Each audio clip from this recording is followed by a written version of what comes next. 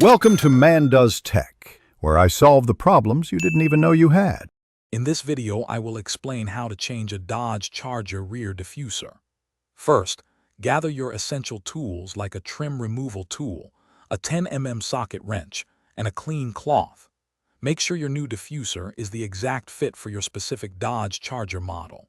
Always work in a well-lit, spacious area to ensure safety and visibility throughout the process. This preparation will make the installation much smoother and more efficient for you. Now, let's remove the old diffuser. Begin by locating all the screws that secure the diffuser to the rear bumper, typically around the edges and underneath.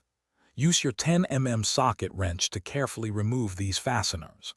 Next, take your trim removal tool and gently pry around the diffuser's perimeter to release any clips holding it in place.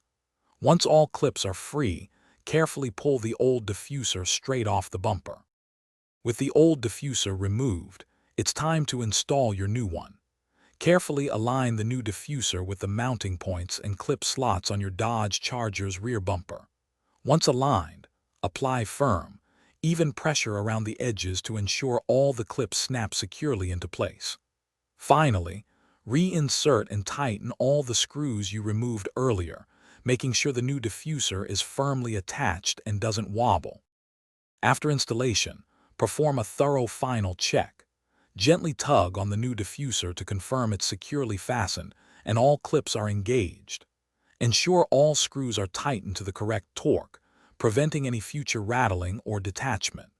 Give your new diffuser and the surrounding bumper a good clean to remove any fingerprints or debris.